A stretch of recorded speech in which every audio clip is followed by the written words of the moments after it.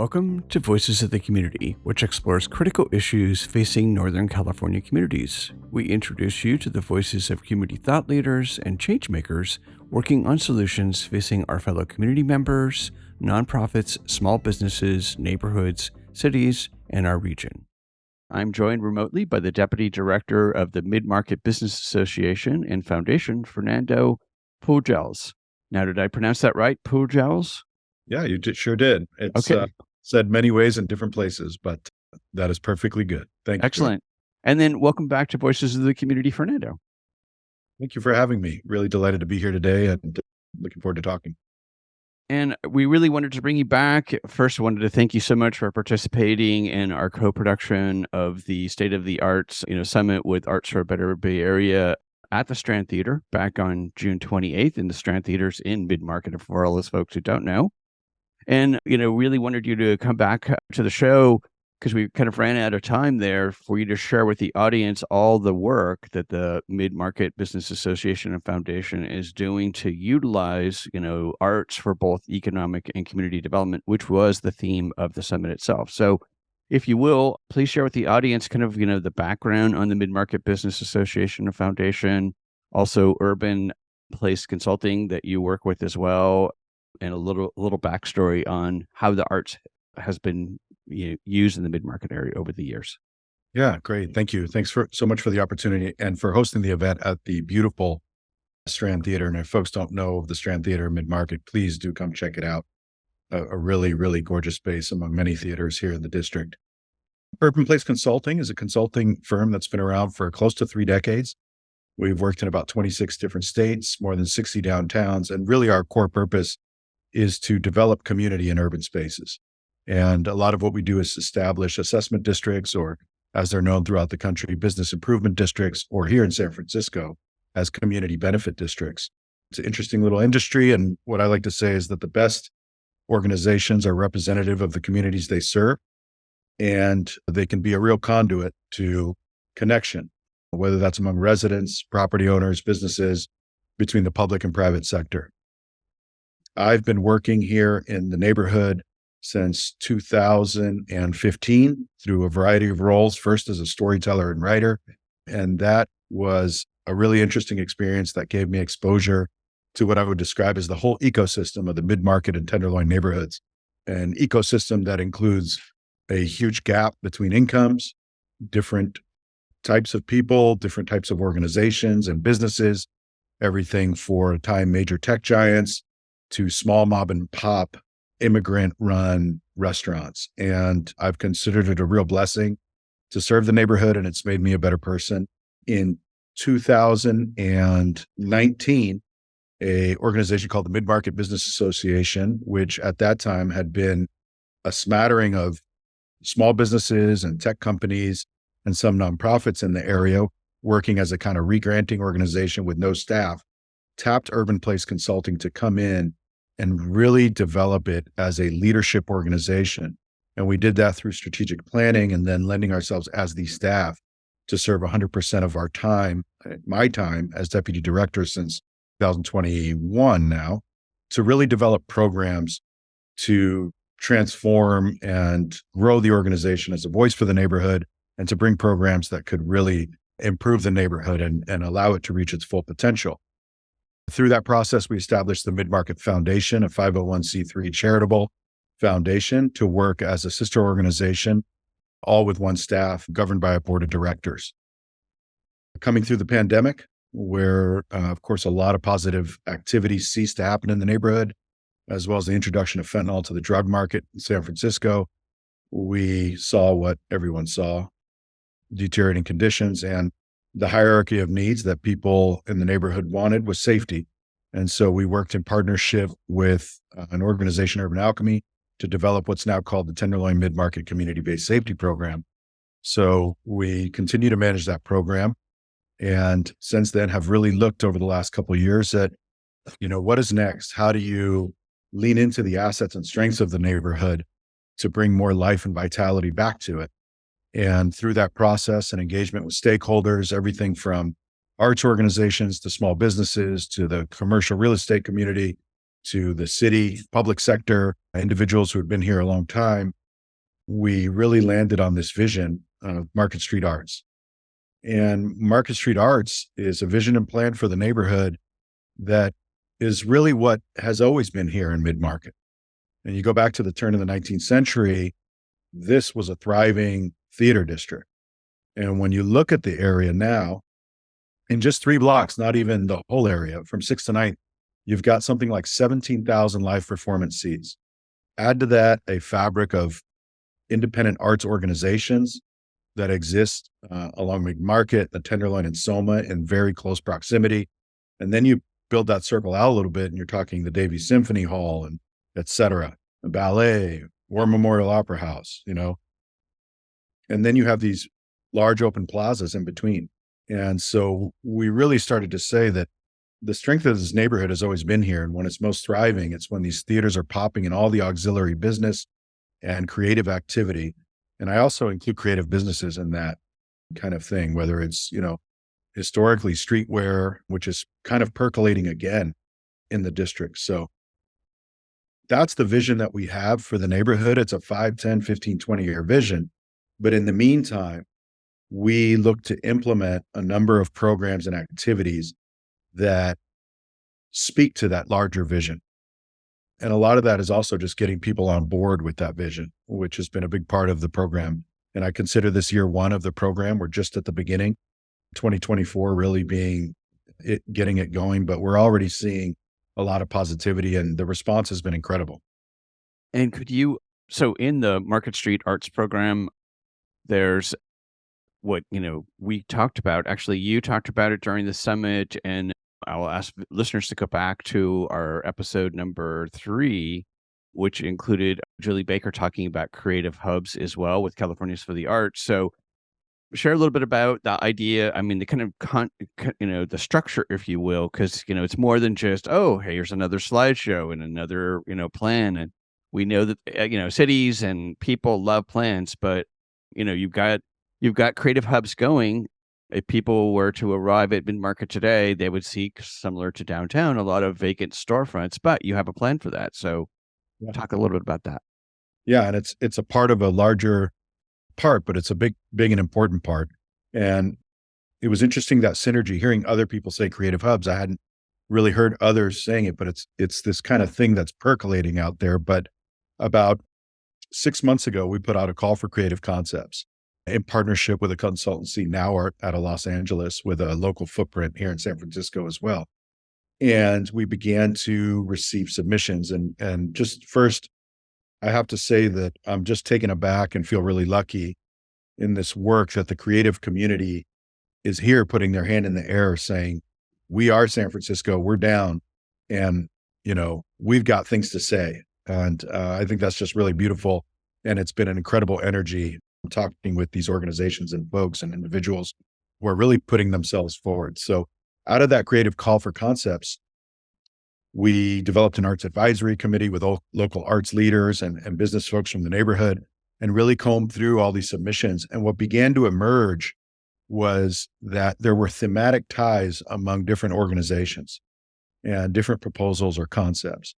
And so what we've done is, in a curatorial way, group different organizations that tie thematically together and seek out to work with them, to stipend them to work and develop operating plans together for vacant spaces.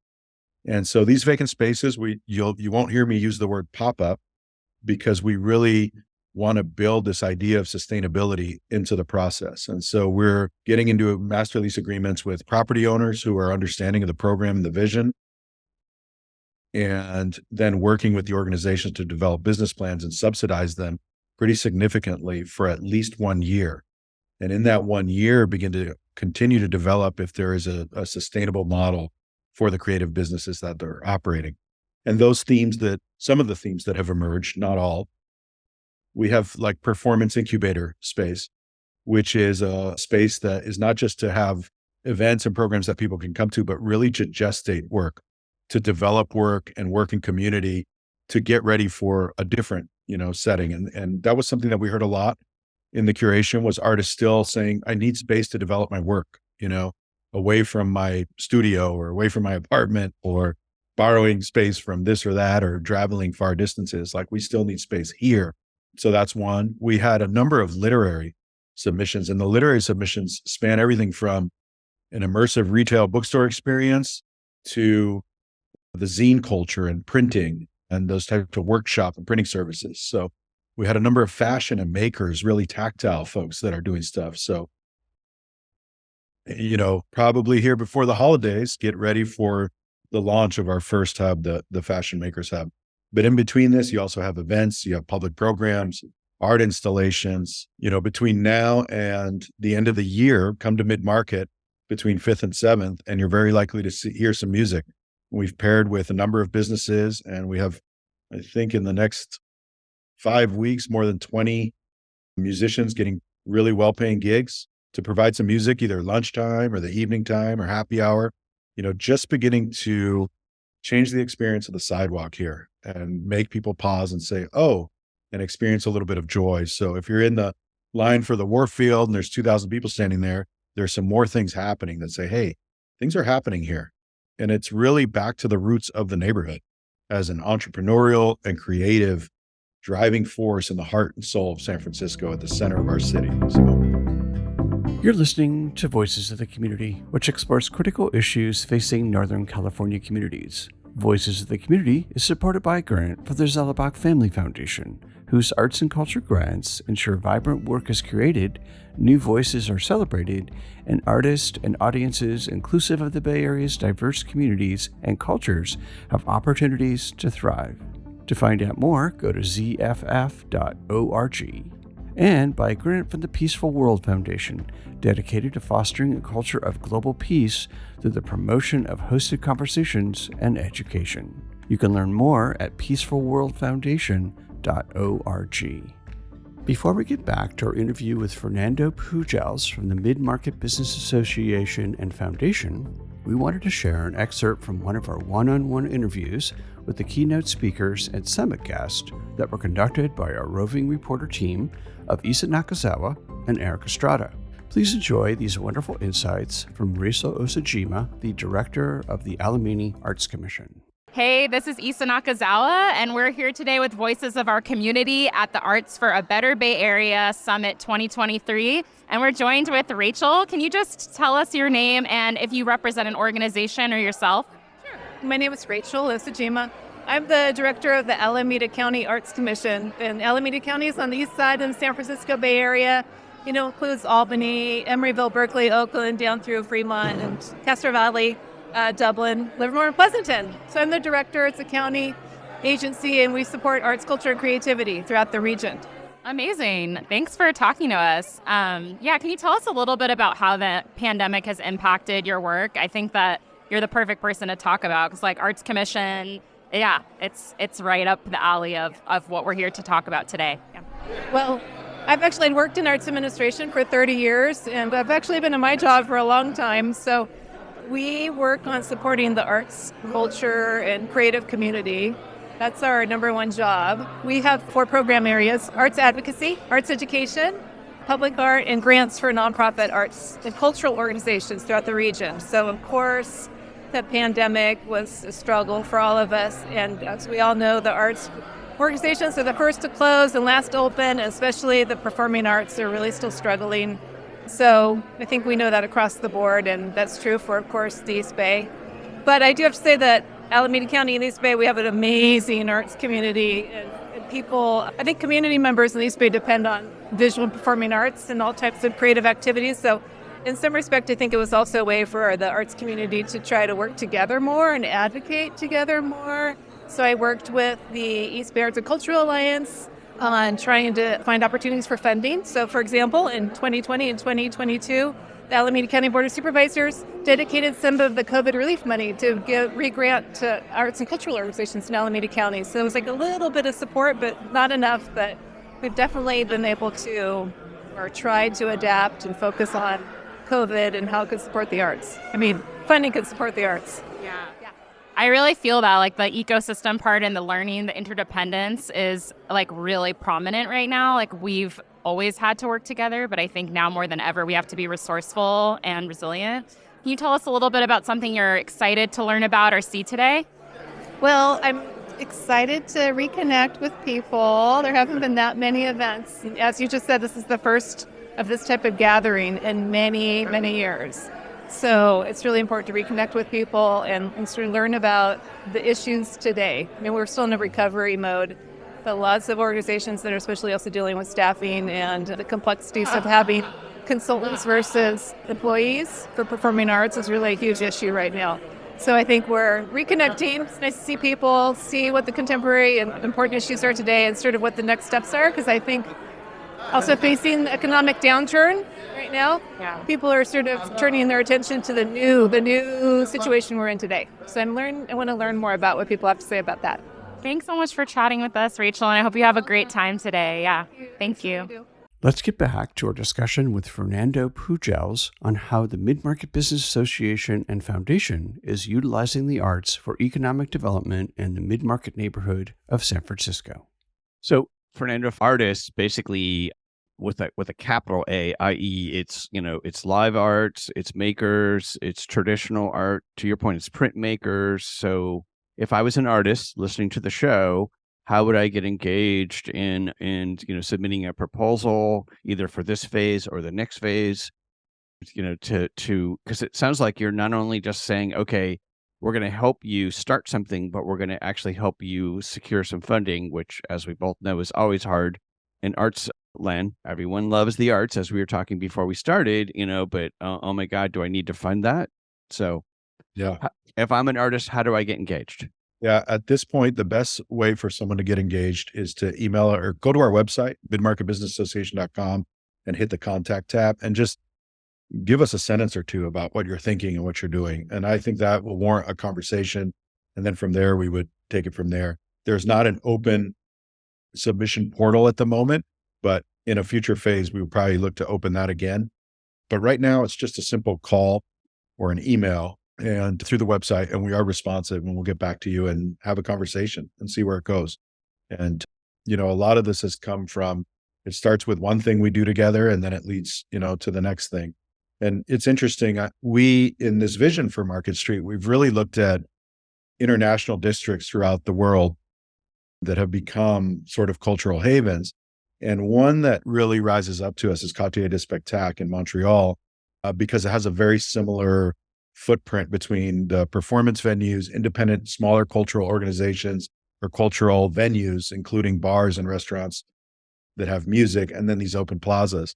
And we began a dialogue with them. And we were invited out to Montreal in October and got, really a tour of all of the work and the history. It's a 20-year process. But one thing that we noticed quite a bit that was shockingly clear is the level of investment that comes from the state, the province, the city, to a degree that they really recognize the arts as critical to business, culture, identity. And I think that we could take a page out of Canada's book in the way that we certainly love our arts and we support our arts, but there's a whole different level of investment that also creates more risk-taking, more collaboration. And we are a great collaborative community, a creative community here, business community. But boy, bring on more resources. We could all use them, and the city would be better for it.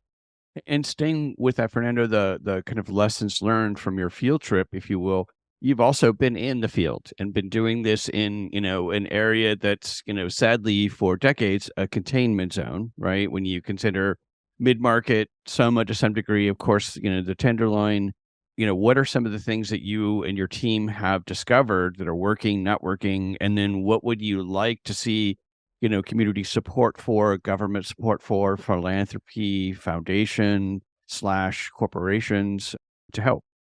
I would love to see, continued philanthropy, of course, and putting money directly in the hands of creative businesses and artists. They know how to spend it and it will return. And I think that we're at a space where diversifying the economy here would be a really good step, and finding other sectors beyond tech. And tech was great. I'm not going to at all disparage the Twitter tax break because it did drive a significant level of investment here. We have renovated hotels, renovated Class A office, but the world has changed. People aren't working from home the same way. We're boots on the ground because we're a neighborhood organization. Of course we're here. We're really building for residents and visitors, and we think office will come when the neighborhood, begins to show its potential again. But positivity is happening here. And what we saw through the pandemic was just the absence of positivity. And it made the things that were negative that were here much more visible. And again, the fentanyl and the drug market has really done a number on many of our cities, but we're really feeling it here. And it's something we've really got to grapple with. But if you were here this last weekend, there was an art walk, there was an amazing hip hop festival in UN Plaza with an incredible B-boy, B-girl breakdance battle. And it was a space that was welcoming to everyone. Folks that are down and out that are here that I recognize from my daily time, they were here and they were happy. And there was this moment of hope and joy that you could see on their faces. And I think we need to really lean into bringing more and more programming and positivity to the area. And for the businesses that are hanging on here, we should support them and subsidize them to get them through this year. And I think that would really go a long way in maintaining the positivity that's happening on the sidewalk. So would love to see, the public sector has been supportive of this plan and our efforts. And we would love to see more of the private sector foundations paying attention to mid-market. Now, we've entered a place in San Francisco where all the downtown core has vacancy woes and challenges. But I would position that the international reputation of our city is very much coming through the heart of our city, and that an investment in mid-market really floats up all the boats in the tide. And to that point, how does the mid-market, mid-market obviously has been, you guys have been working on it. There's a whole program planned for the UN Plaza, which I'd love to have you share your thoughts on that. And then there's the downtown, entertainment zone, right? The SF Arts and Culture Entertainment Zone, or, as we love acronyms in city government, the ACE zone. So how does your work actually fit, and transition back and forth between those plans? Really well, I think. I think you mentioned the plazas, and I love what we've seen in the plazas between the greenery, the new skate park that the skate community is responding really well to, and some of the programming that we just have barely begun to see. In our Market Street Arts plan and vision, these plazas are really highly programmed, both with passive activity, meaning you go and you play chess and your people watch, just like in any other really desirable public space. But then, down the line, we'd love to see some big concerts here.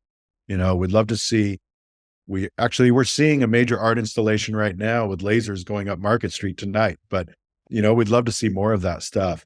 And then in terms of an arts and cultural zone, we have one right here in Mid-Market, and it has been one historically. But that is not to say we can't have more. San Francisco is a cultural, artistic city. One of the things that makes our city amazing is the different neighborhoods and the different vibes. And you can't tell me there's not culture and arts in the Mission, but that does not mean that we can't have a central theater, arts and entertainment district. They all support one another. And this can be a sort of beacon to bring in the neighborhoods into the central city. We have 2 regional transits that are some of the most ridden transit in the system. So this connects the entire Bay Area right here in the heart of the city. And so, it should be a shining example of our art and culture, not to surpass any of the other areas. They all work together. Great. So let's circle back to your point about here we are, November 23, coming into the whole holiday season, et cetera. Theaters like, I know ACT is going to bring back, their Christmas Carol and, shows with all the, because there's 5 or 6 major venues in the area. And just from 6th to 9th, you have Another Planet Entertainment, Bill Graham Civic Auditorium. You have Ambassador Theater Group's, the Orpheum and Golden Gate Theaters. You have the ACT Strand, and then you have the Warfield Theater operated by Golden Voice or booked by Golden Voice. So just from 6th to 9th, you're talking 16,800 seats and some of the biggest players in live performance right here in the heart of the city. 2 metro stops. And then in between that, you've got, go get a drink at Mr. Tipples. Go check out, some modern dance, really push you revolutionary work at Counterpulse. Go see an open studios at Root Division on Mission and 7th. It's all right here. And then go get a pizza at Monte Sacro. I think what we see is that folks are coming to these awesome theaters, getting a chance at some, major entertainment, and then taking off. And I say linger. And we've got new places too. Jonathan Carver Moore Gallery, right next to the Warfield Theater, is bringing some really great work and really championing the neighborhood. So. And then going into the new year in 2024, you've got it's your year 2, if you will, of your plan. So what should people look forward to and how can they get engaged? That's like second half of year 1. We'll be launching creative hubs, at least 2 more in the first 2 quarters. We'll have 1 already under our belt. You'll have a number of public programs. I mentioned music, but stay tuned for more. And I think that it would be great to bring, and we will, some interactive kind of public art for people to engage with that will also have programming. And then the other piece of that is that we'll be looking to support some of our local creative businesses that are already here with some smaller grants to bring their ideas to fruition that they'd like to see enliven the area. So it's not just about bringing in new, it's about working with who's here, who's put in a lot of blood, sweat, and tears. And they have great ideas and great projects that they want to bring forth. So that could look like restaurants doing stuff. It could look like some of our local businesses. So please stay tuned. And I highly encourage folks to go to the website and you'll get a pop-up for our newsletter, and that'll be a quick sign up. We'll also be launching social media channels for Market Street Arts, which will of course be a much more, readily available way to engage and dialogue with us and find out about what's going on. So please stay tuned to that as well. Great. Is there anything else I haven't asked you that you wanted to share before I get us off of the interview? I'll probably think of something right when we hang up, but I'm just really grateful for the opportunity. Again, there's an amazing creative community here in the heart of the city that is ready and willing to put forth. And this is an amazing place. And we're just at the next phase of our history. And we can all rewrite it together right now. So come and join us. Market Street Arts is much bigger than an organization. It's really about a place, and it's about everything from the small venues I mentioned to the big theaters we talked about. It's everything in between. Wonderful. I want to thank Fernando for sharing his organization's work to support our arts and culture workforce. We will make sure that our viewers and listeners have your contact information, your website, social media, so they can get engaged and support all your work. And we'll also make sure that folks have a link over to the really wonderful plan and study, because it's a detailed study.